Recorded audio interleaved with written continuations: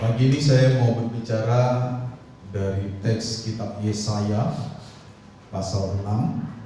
Mari kita buka kitab kita, Yesaya pasal 6. Kita baca ayat 1, ayat 2 dan ayat 3. 3 ayat saja. Yesaya pasal 6 ayat 1 sampai 3. Ya.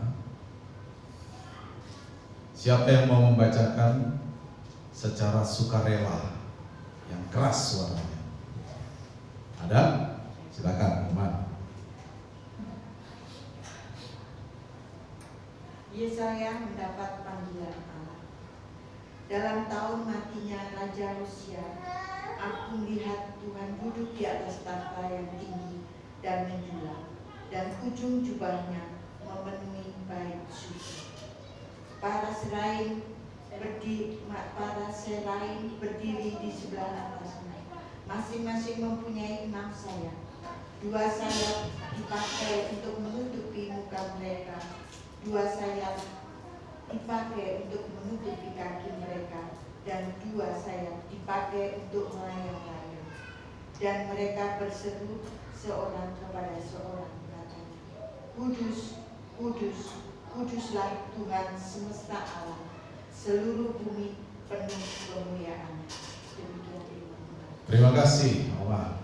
Pagi ini saya mau melihat bersama saudara tentang serafim.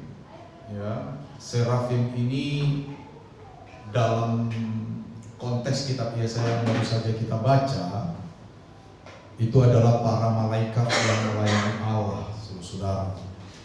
Ya.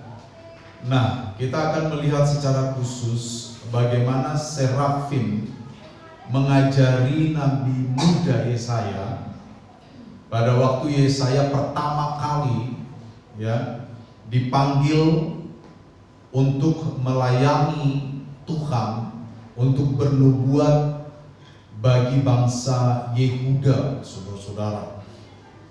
Ya, waktu itu Israel sudah terbelah menjadi 2. Satu Israel utara dan satu lagi Israel bagian selatan.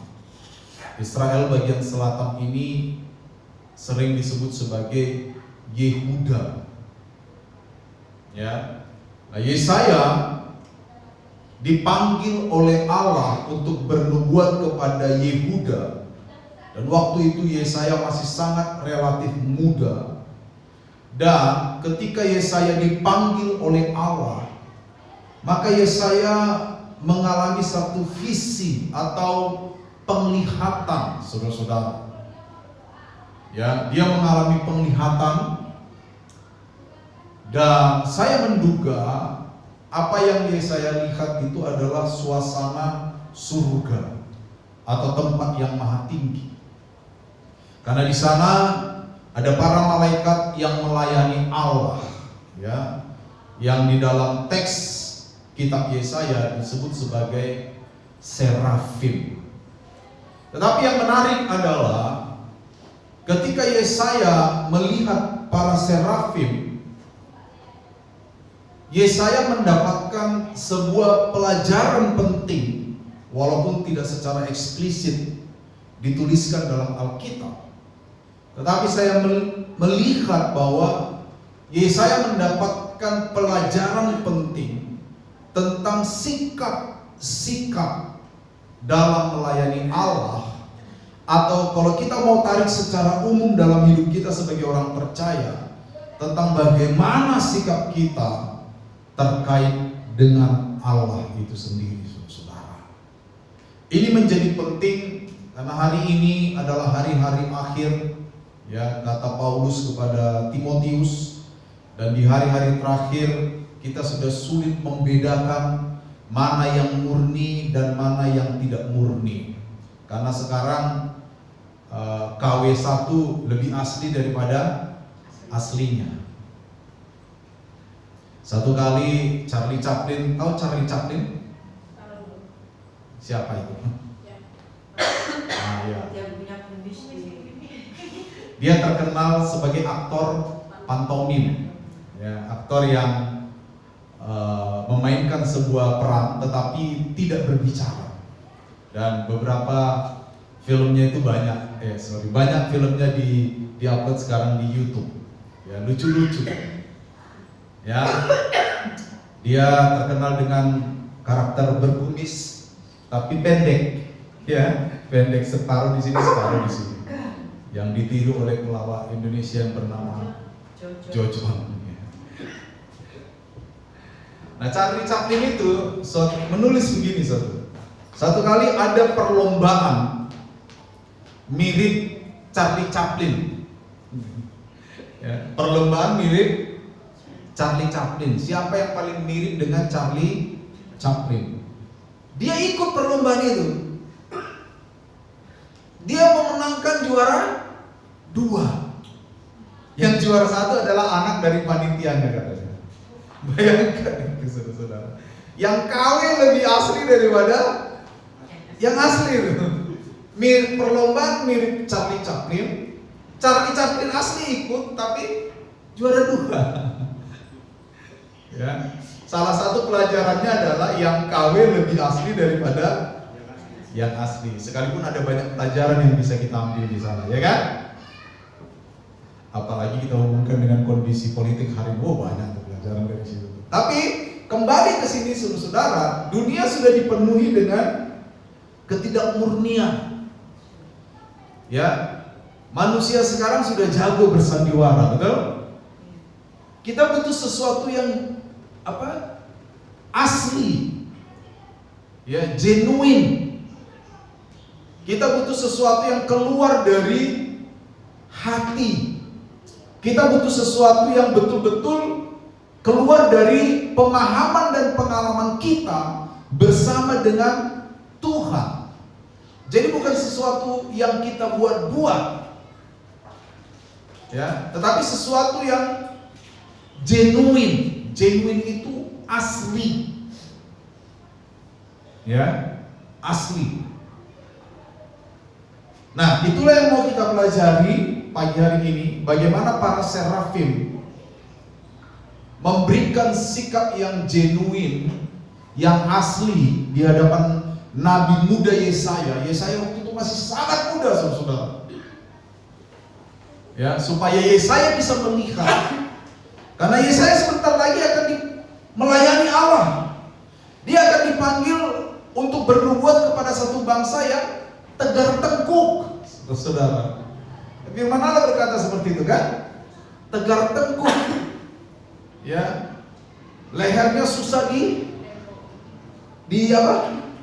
diarahkan, ya. Nah, sifat-sifat yang ditunjukkan oleh serafim ini mempengaruhi Yesaya muda, sehingga Yesaya sampai akhir hidupnya bisa melayani Tuhan dengan benar, saudara. Nah, ini yang mau kita ambil, yang mau kita peras nih, ya, kita sequence nih, kita ambil kebenaran-kebenaran, ya.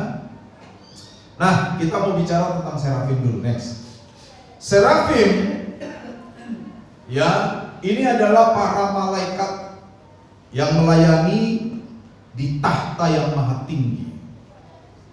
Ya, di dalam ilmu para malaikat, ya, perilmuan para malaikat, paling tidak kita mengenal yang namanya serafim, ya, dan kerubim. Kerubim. Kalau kita membaca kitab Kejadian, kita ketemu ketika Adam dan Hawa diusir dari Taman Eden, Tuhan menempatkan di taman itu malaikat-malaikat kerubim, ya, supaya Adam dan Hawa tidak bisa masuk lagi. Nah, itu dia. Nah, para serafim ini, mereka adalah para malaikat yang melayani Tuhan, ya, langsung melayani Allah, dan mereka adalah malaikat yang cerdas, rupawan. Ya, diperkirakan, ini diduga bahwa Yesaya 14 nanti ketika kita membaca tentang kejatuhan, ya, salah satu yang dirujuk di sana adalah para malaikat ini. Jadi para malaikat ini yang jatuh dalam dosa ketika mereka memberontak kepada Allah dan mereka menginginkan tahta yang selama ini mereka layani. Jadi mereka adalah makhluk-makhluk yang cerdas. Di dalam KKA berapa minggu lalu kita sudah membahas tentang ini kan, tentang Lucifer atau bintang timur atau bintang fajar. Kenapa mereka disebut bintang fajar? Ya karena mereka punya kualitas pembawa terang. Ya, menurut salah satu sumber dari GSJA, masih ada orang yang menggunakan kata bintang timur sekarang. Betul kan? Katanya itu memang menunjukkan satu kualitas yang baik dari orang itu, saudara. Ya, jadi malaikat-malaikat serafim ini adalah makhluk-makhluk yang cerdas, rupawan. Ya, mereka melayani tahta Allah. Nah, ketika bertemu dengan Nabi muda Yesaya, mereka memperlihatkan sikap yang bisa kita teladani. Ya, kata serafim ini sendiri kemungkinan besar di dalam bahasa Ibrani itu berasal dari kata saraf. Tapi saraf bukan saraf ini ya. Saraf itu bisa diartikan cahaya yang terang menderang. Saraf juga bisa dimaknai sebagai ular berbisa. Makanya peristiwa di kitab Ulangan ya kalau saya nggak salah, waktu bangsa Israel berdosa dengan membuat patung sesembahan waktu Musa ke Gunung Sinai. Dan mereka kan dipatokin ular, betul nggak? Nah, ular itu dipakai kata ini, saudara. Saraf. Dan oleh orang Yahudi di dalam sistem penafsiran Yahudi, ular itu diyakini, ini nggak semua orang Yahudi meyakini, tapi ada salah satu sistem penafsiran Yahudi ya yang disebut sebagai gematria, maka ular itu diyakini sebagai Allah sendiri. Jadi seperti itu. Jadi pengertian serafim ini berasal dari kata saraf, di mana pengertiannya bisa malaikat terang, pembawa terang, ya, yang berapi-api, atau bahkan bisa dipahami sebagai ular berbisa. Tapi dalam konteks Yesaya, mereka adalah malaikat yang membawa terang, cerdas, rupawan. Next. Nah, pelajaran pertama yang bisa kita pelajari dari serafim ini, saudara, adalah bahwa mereka adalah malaikat-malaikat yang memperlihatkan kerendahan hati.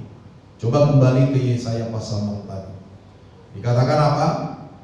Dua sayap menutupi wajah mereka.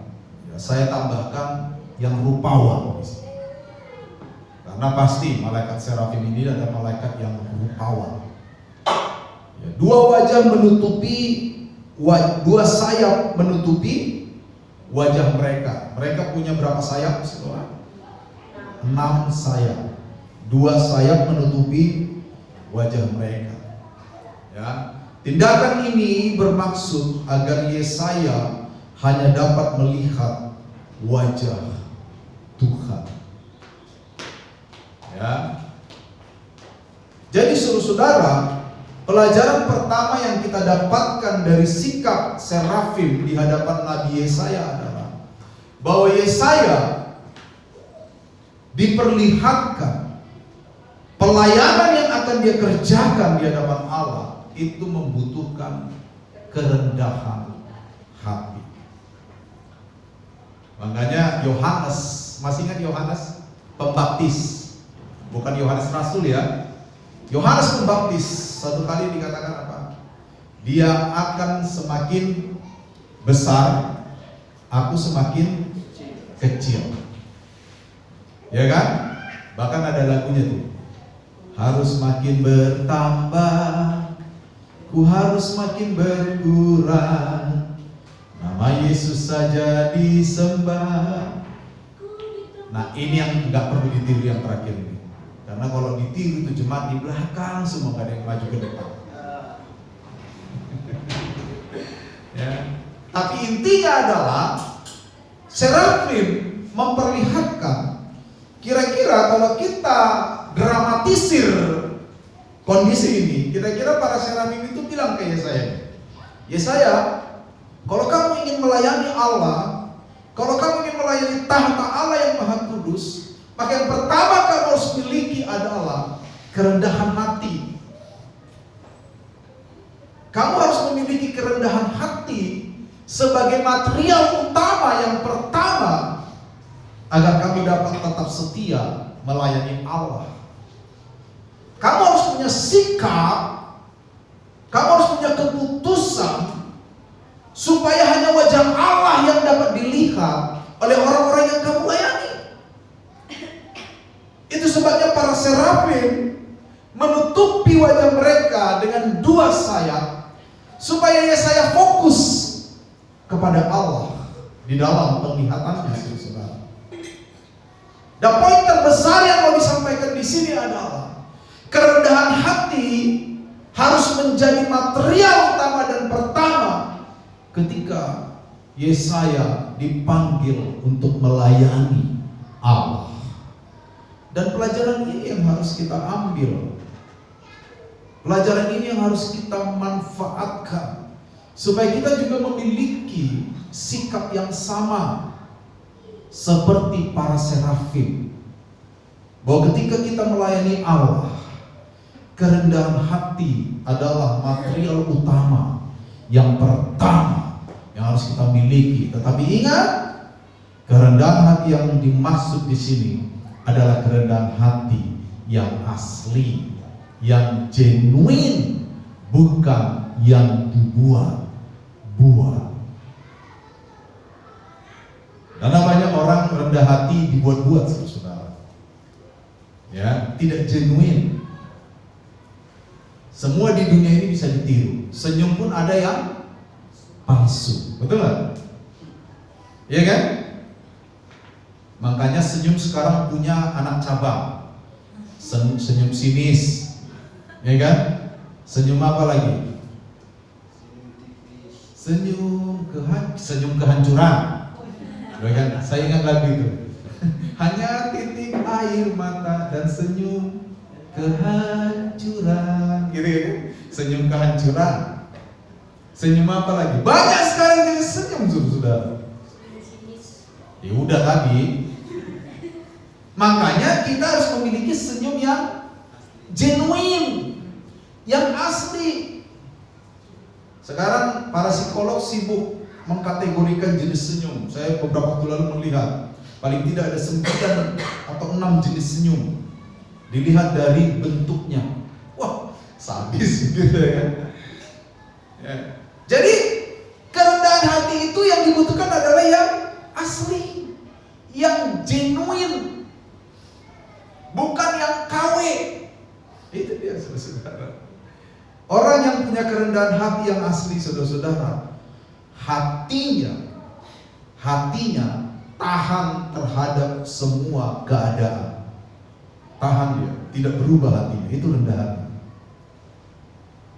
Bukan berarti orang itu gak pernah kecewa, mesti pernah kecewa, tetapi hatinya tidak berubah. Betul? Bukan berarti orang itu gak pernah sakit rasanya. Siapa di dunia ini orang gak pernah sakit hati? Ayo, boleh gak kita sakit hati? Boleh dong. Saya kalau kecewa, saya ungkapkan kok, saya kecewa dengan sikap Anda. Iya kan? Tapi walaupun kita kecewa, hati kita tidak berubah. Itu namanya rendah hati.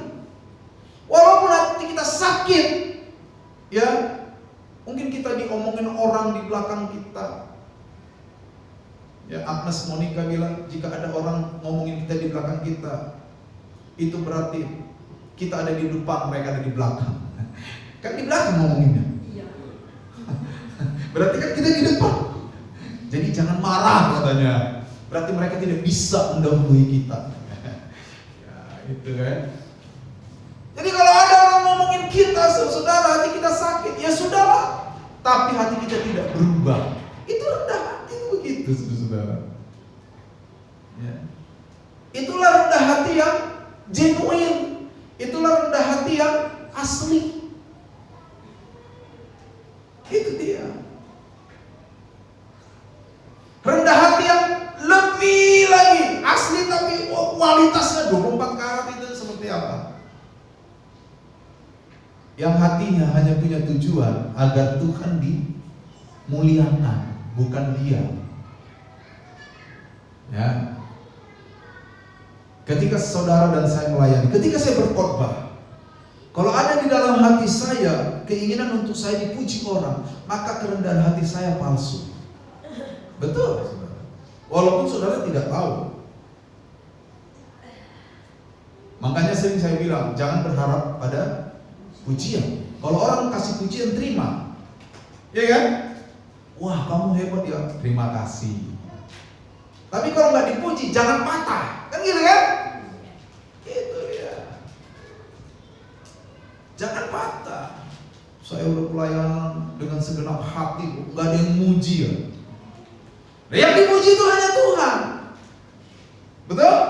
Itu kerendahan hati yang genuine, yang 24 karat kalau kita compare dengan emas. Nggak ada, sekarang emas jarang yang 24 karat, betul? Cincin saya aja nggak 24 karat, 22 karat. Ya. Tapi udah termasuk mendekati kan? Sekarang emas banyak 17 karat, bahkan ada emas yang berkarat. Gak jelas. Ya kan? Jadi kerendahan hati yang asli, yang genuine adalah hati yang tahan terhadap semua keadaan. Artinya hatinya gak berubah. Nilai-nilai ketuhanan tetap melekat di hatinya, tetap mengasihi, tetap mengampuni, ya. Bukan berarti hatinya nggak pernah sakit, bukan berarti hatinya nggak pernah dikecewakan, bukan berarti hatinya nggak pernah didukakan. Roh Kudus saja katanya didukakan, betul lah? Iya kan? Roh Kudus saja berduka loh. Tapi hatinya nggak berubah. Nilai-nilai ketuhanan itu tetap ada. Mengasihi, mengampuni, banyak. Itu namanya rendah hati yang asli. Amin. Kalau kita punya yang begini, gereja kita aman, saudara. Iya kan? Aman gereja kita ini. Wah, luar biasa, ya. Jadi saudara, sikap yang pertama adalah rendah hati. Kalau engkau Yesaya mau melayani tahta Allah, kira-kira begitu, walaupun tidak dicatat dalam Alkitab. Maka yang pertama kau harus pilih adalah kau harus rendah hati. Dan dalam konteks kisah ini, kerendahan hati langsung ditujukan dengan pesan, hanya Allah yang harus kamu lihat, bukan kami. Kira-kira begitu kata serafim-serafim ini. Hanya Allah yang harus dilihat. Dilihat dulu. Hanya Allah yang harus dilihat, bukan kami. Makanya mereka tutupi wajah. Padahal mereka adalah makhluk-makhluk yang sangat rupawan. Jungjopak lewat. Semua personil BTS, ada apa-apa. Iya kan? Itu dia, saudara. Itu yang pertama. Yang kedua, ya, kudus. Dua sayap dipakai untuk menutup kaki mereka. Malaikat tadi kan punya 6 sayap kan? Ya, ini bukan malaikat tak bersayap seperti lagu dan film yang ada itu. Ini malaikat bersayap 6 ini. 2 untuk menutupi wajah, 2 sayap menutupi kaki. Di dalam pemahaman orang Yahudi, saudara, kaki adalah bagian yang selalu kotor. Pasti kotor. Karena waktu itu budaya pakai sepatu belum ada. Mereka punya kasut, tetapi kasut yang terbuka, betul. Jadi kalau mereka jalan, karena waktu itu belum ada jalan tol, jalan beraspal di sana itu masih jarang ada jalan-jalan yang bagus, tapi rata-rata jalan berdebu, ya kan? Itu sebabnya di dalam pintu orang Yahudi selalu ada baskom pembasuhan. Ingat waktu Yesus menghadiri satu pernikahan di Kana, waktu membuat pesta kehabisan anggur. Di sana ada baskom-baskom pembasuhan kaki untuk itu. Jadi kalau kita mau masuk ke rumah, karena kaki kita pasti kotor, maka kaki itu dibasuh dulu di situ, baru boleh masuk rumah. Jadi saudara-saudara, itu juga nanti yang dipraktikkan Yesus di Yohanes pasal 13, betul? Waktu Yesus membasuh kaki murid-muridnya. Tetapi tindakan Yesus di Yohanes pasal 13 itu adalah simbolik bahwa murid-muridnya harus saling melayani, dan yang paling penting, murid-murid itu harus tetap bersih. Dalam hal ini, bersih adalah kudus. Nah, itu dia. Jadi ketika malaikat ingin menutupi kaki mereka dengan dua sayap, tindakan ini memiliki makna kekudusan. Ya. Mereka harus hidup kudus. Kaki yang kotor tidak boleh terlihat. Ini bukan berarti menyembunyikan kotoran ya. Ini simbolik ya. Tindakan ini simbolik. Artinya tidak boleh ada ketidakkudusan di hadapan Allah. Mereka ini sedang ada di dalam tahta hadirat Allah pada waktu itu. Tidak boleh ada ketidakkudusan. Makanya saudara-saudara, melayani Tuhan itu, melayani Tuhan atau hidup menjadi orang Kristen, ya, itu bukan kehidupan yang semaunya saya. Bukan, ada aturan, ada kualifikasi, ada ketentuan-ketentuan, ada kualitas-kualitas yang dituntut di sana. Dan salah satunya adalah kudus. Iya kan?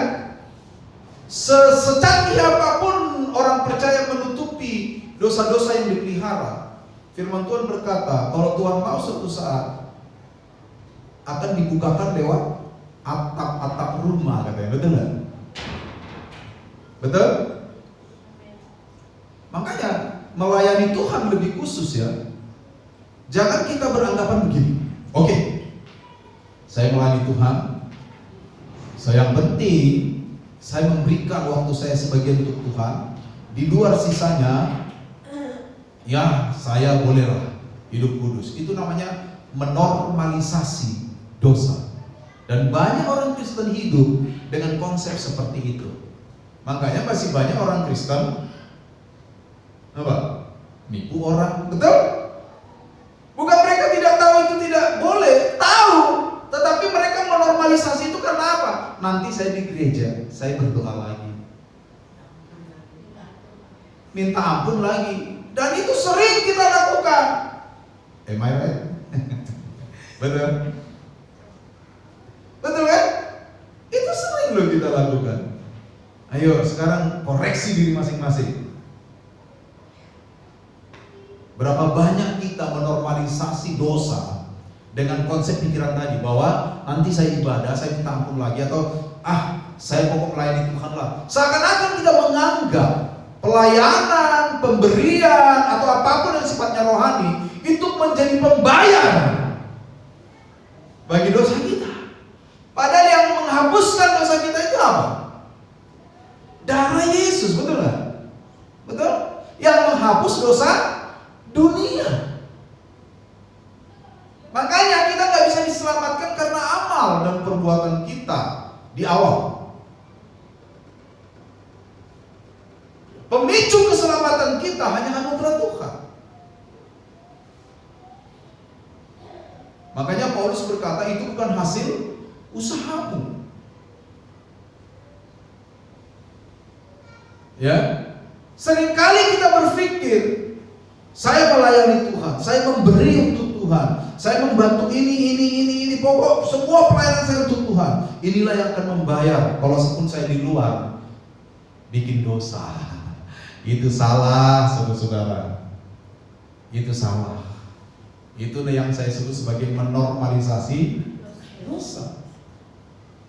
Pelayanan, pemberian, apapun yang secara rohani bisa kita kategorikan sebagai pemberian kita untuk Tuhan, itu bukan untuk menggantikan membersihkan dosa kita, itu adalah tanda bahwa kita bersyukur terhadap penebusan Tuhan. Itu. Tetap kita harus hidup kudus, saudara.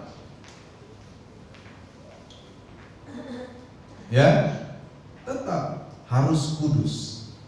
Nah, ini diajari oleh para malaikat ini yang kita sebut serafim kepada Yesaya. Yesaya, kamu akan berhadapan dengan bangsa yang tegar tengkuk.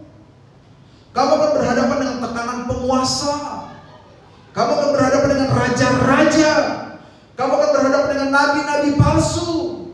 Kamu akan ditekan dari segala sisi. Kamu akan diminta menormalisasi dosa. Tetapi ingat, sebelum kamu terjun ke sana, saya ingatkan kamu, tetaplah hidup kudus di hadapan Allah. Kira-kira begitu para serafim ini ngomong ke Yesaya, walaupun tidak dicantumkan di sini. Mereka menutupi kaki mereka. Ketidakkudusan tidak mendapat tempat dalam hadirat Allah. Oh ya, kita sedang berjuang dengan itu semua. Tetapi puji Tuhan, Roh Kudus memberikan kita apa itu? Kalau orang bermasalah disertai pengacara, apa namanya? Pendampingan. Roh Kudus memberikan kita pendampingan. Sekarang terserah kita. Mau kita dengar suara Roh Kudus yang mendampingi kita atau tidak? Itu pilihan pada kita loh, saudara. Iya kan? Makanya Yohanes 14 kan Jumat kemarin saya bacakan kembali waktu kita doa malam. Yohanes pasal 14 itu, betul? Ayat 15. Barang siapa mengasihi aku, ia akan menuruti segala perintahku. Itu yang pertama menjadi dasar. Terus lalu aku sudah minta kepada Bapa supaya mengirimkan Roh penghibur, yaitu Roh Kudus, Roh kebenaran.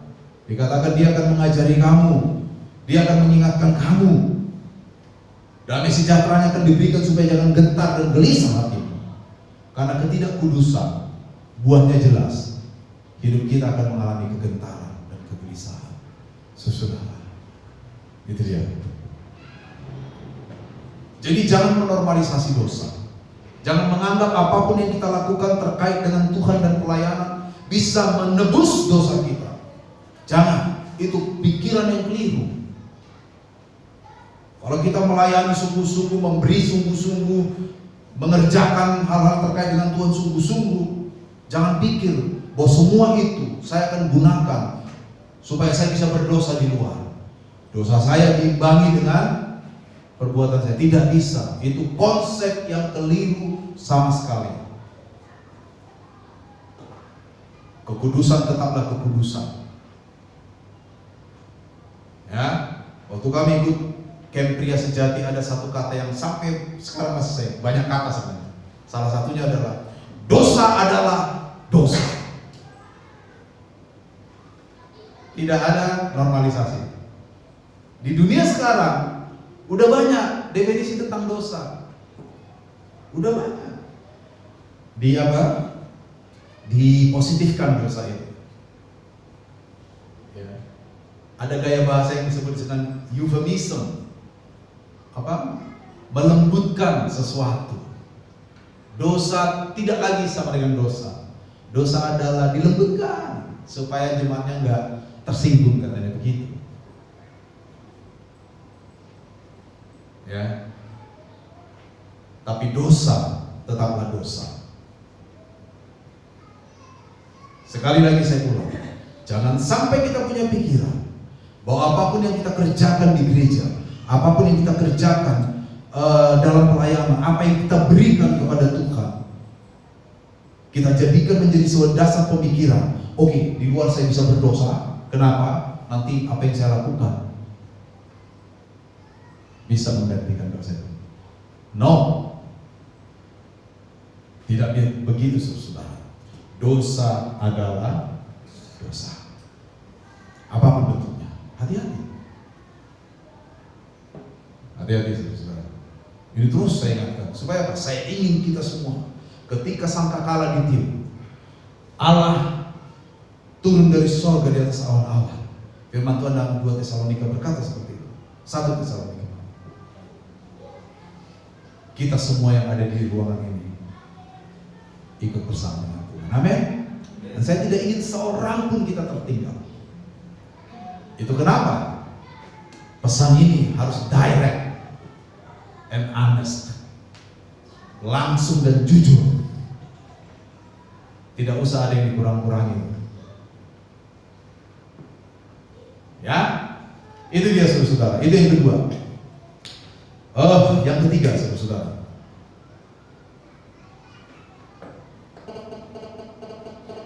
Yang ketiga adalah menyembah. Menyembah. Dua sayap melayang, betul? Dua sayap nutupin wajah, dua sayap nutupin kaki, sisanya melayang. Tetapi mereka tidak hanya melayang. Apa yang mereka ucapkan sembari melayang? Mereka bersahut-sahutan, mengatakan, Kudus, kuduslah. Berapa kali kata kudus? Coba dibaca itu ayat itu, diulang. Yuk, satu orang, cepat.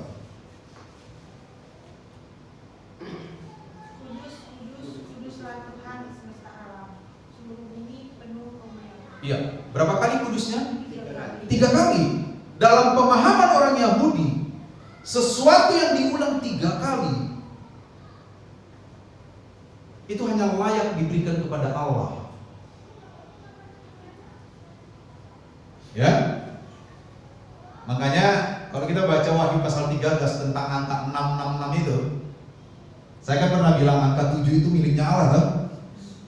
Apa yang kurang dari 7 adalah 6. Dia ingin disembah seperti Allah, maka diulang 3 kali. Manusia yang pengen menjadi Allah ya 666 itu. Jadi sekarang di dunia ini banyak sekali 666 itu. Kalau ketemu manusia yang pengen disembah seperti Allah, ya Allah 666 itu. Jadi bukan angka ya. Nanti nomor kendaraan platnya 666 dijual langsung, jangan. Jual murah ke saya aja gak apa-apa. Nomor rumah 666 pindah ke sebelah 667. Keliru. 666 3 kali diulang. Yang bukan Allah pengen menjadi Allah. Karena 3 kali pengulangan itu hanya layak bagi Allah. Jadi ketika mereka katakan kudus, kudus, kuduslah Tuhan, itu tidak lain. Itu pasti kepada Allah, walaupun kadang kalau tidak ada kata Tuhannya itu pasti kepada Allah. Itu gaya bahasa orang Yahudi gitu. Kalau bahasa orang Indonesia kalau 3 kali berarti marah kan? Iya kan? 1, 2. Ya kan, betul kan? Ya kan? Metu. 1, 2. Suruh keluar anak. Ya kan?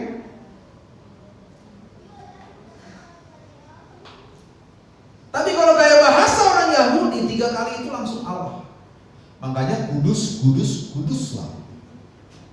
Ya. Jadi mereka memberikan penyembahan kepada Allah, saudara-saudara. Seakan-akan para serafim ini bilang sama Yesaya, kamu mau melayani Tuhan, berat loh. Kamu mau melayani Tuhan, banyak yang harus dikikis loh. Ya kan, betul saudara? Kamu mau melayani Tuhan, kamu harus ubah loh caramu bermedia sosial loh. Waktu itu belum ada Facebook. Kamu mau melayani Tuhan, kamu harus ubah loh caramu bicara loh, isinya itu. Kamu mau melayani Tuhan, kamu harus ubah loh perilakumu yang gak benar. Berat ya saya, tapi menjadi ringan kalau kamu hidup dalam penyembahan. Amin. Loh saudara, kalau kita hidup dalam penyembahan, hidup ini ringan. Ringan. Kenapa ringan? Yang pertama, Tuhan berikan kita damai sejahtera. Saya sudah puluhan tahun jadi pendeta, sampai hari ini saya simpulkan, berkat terbesar dalam hidup manusia adalah damai sejahtera. Gak ada yang lain, saudara. Kalau berkat terbesar adalah uang yang berlimpah, iya kan? Kita nggak perlu mengenal Tuhan. Orang-orang di luar sana tidak mengenal Tuhan. Uang mereka berlimpah-limpah, betul? Tapi tidak. Berkat terbesar dalam hidup manusia hari ini dan sepanjang zaman sebenarnya adalah damai sejahtera. Itu berkat terbesarnya, damai sejahtera, saudara. Nggak ada lain. Jadi kalau kita hidup dalam penyembahan, ya, apa-apa yang tadi yang berat itu menjadi ringan. Kenapa? Tuhan memberikan kita kekuatan. Kembali ke Yohanes 14 tadi. Apa yang diberikan oleh Allah Tritunggal kepada kita? Coba Yohanes 14 ayat 26. Atau tepatnya ayat 27. Sebab anak manusia akan datang dalam kemuliaan Bapanya yang di Yohanes 14 ayat 27. Damai sejahtera ku tinggalkan bagimu. Damai sejahtera, damai sejahtera ku berikan. Sampai di situ aja. Apa yang ditinggalkan Yesus? damai sejahtera. Kenapa nggak tinggalkan? Kuasa untuk melakukan mukjizat, ku tinggalkan kepadamu. Kalau ada orang sakit, tiup hidungnya, sembuh. Kenapa nggak begitu? Hah? Kita kan lebih bangga sekarang kalau ada pendeta tiup hidung orang sembuh, betul lah? Tapi Yesus tidak pernah merefer itu, saudara. Bayangkan. Apa yang ditinggalkan Yesus ketika dia mau naik ke surga? Sebelum dia ditangkap dan dia bicara sama mereka, apa? Damai sejahtera, karena Yesus juga tahu damai sejahtera itu berkat terbaik yang harus kita miliki. Nggak ada berkat lain yang lebih baik ketimbang damai sejahtera. Kalau wajah kita penuh damai sejahtera, hidup kita nggak punya uang dikira kaya juga. Loh iya. Tapi kalau kita nggak punya damai sejahtera, banyak uang dikira miskin kita. Ya kan? Benar saudara, ini fakta. Bukan berarti berkat lain nggak perlu loh. Saya bilang berkat terbaik. Itu damai sejahtera. Kalau harta adalah berkat terbaik, maka tidak akan ada lagu dangdut yang judulnya hidup di sangkar emas. Enggak. Betul? Enggak. Siapa yang nggak senang hidup di sangkar emas? Ayo.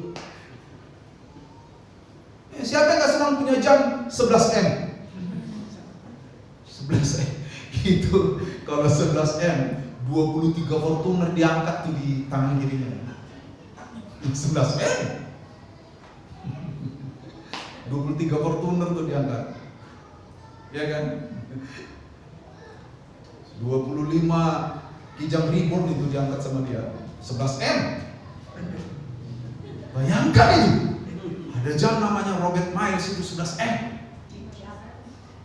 RM itu kan Robert Mills. Saya cari itu mau saya beli.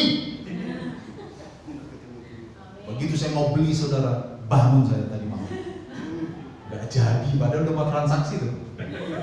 Langsung bangun saya, wake up saya bunyi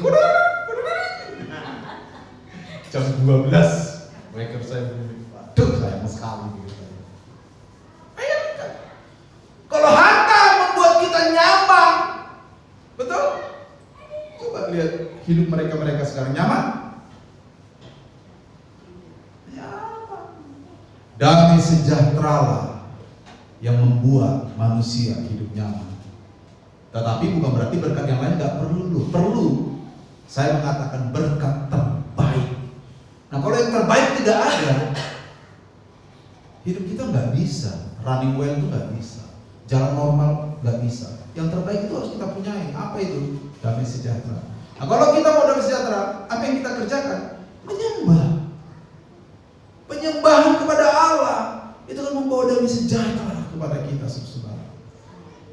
Para malaikat ini tahu apa yang Yesaya hadapi. Raja-raja yang jahat, para penguasa, nabi-nabi palsu, masyarakat tertengkuk. Bahkan nabi saja mereka persekusi pada waktu itu di Perjanjian Lama. Yesaya menghadapi situasi yang gelap dalam hidupnya ketika dia Tapi para serafim seakan-akan berkata, semua akan menjadi baik-baik saja kalau engkau hidup dalam penyembahan. Kalau masalah datang, cobalah hidup dalam penyembahan kita. Bukan hanya soal lagu. Penyembahan itu adalah soal keterkaitan saya dengan Allah. Doa. Pada waktu tadi pagi saya ngidupin semua ini, saudara. Tiba-tiba otak saya itu dibawa. Menurut kamu doa itu apa? Saya sering gitu, saudara. Jadi self-talk. Tuhan memberikan saya semacam insight. Doa adalah penyelarasan kehendak Allah dengan kehendak kita. Penyelarasan kehendak manusia kepada kehendak Allah. Itu doa. Itu tadi pagi saya peroleh ketika saya hidupin lampu. Doa bukan soal Allah menjawab apa yang saya minta, bukan. Doa adalah tindakan yang membuat penyelarasan antara kehendak saya kepada kehendak Allah. Kehendak saya menjadi selaras dengan kehendak Allah. Itulah doa. Makanya Yesus berkata apa? Bapak, kalau boleh cawan ini lalu, tapi bukanlah kehendakku, tetapi kehendakmu. Jadi kehendak Yesus diselaraskan kepada kehendak Bapa. Kehendak saya diselaraskan kepada kehendak Allah. Bukan kehendak Allah di downgrade supaya selaras dengan kehendak saya, bukan. Itulah doa. Dan doa itu membawa saya kepada damai sejahtera. Kenapa? Karena pengertian ada. Oke, jadi kalau saya berdoa, saya tidak tahu doa saya itu sesuai nggak dengan hati Tuhan. Jadi kalau tidak dijawab yes sama Tuhan, hati saya tetap damai. Karena saya yakin itu proses penyelarasan kehendak saya kepada kehendak Allah. Berat ya, saudara. Berdoalah karena kita terbatas. Berdoalah semaksimal yang kau mampu berdoa. Saya pun tidak tahu apakah setiap doa saya adalah sama dengan isi hati Bapa. Tidak, saya manusia biasa yang tak sempurna dan kadang salah. Enggak selalu salah.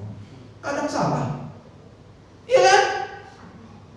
Tapi kalau kita mampu berkata, Bapa, datanglah kerajaanmu dan jadilah kehendakmu terhadap doa saya ini. Itu namanya saya menyelaraskan kehendak saya dengan kehendak Bapa. Jadi yang terjadi kehendak saya atau kehendak Bapa?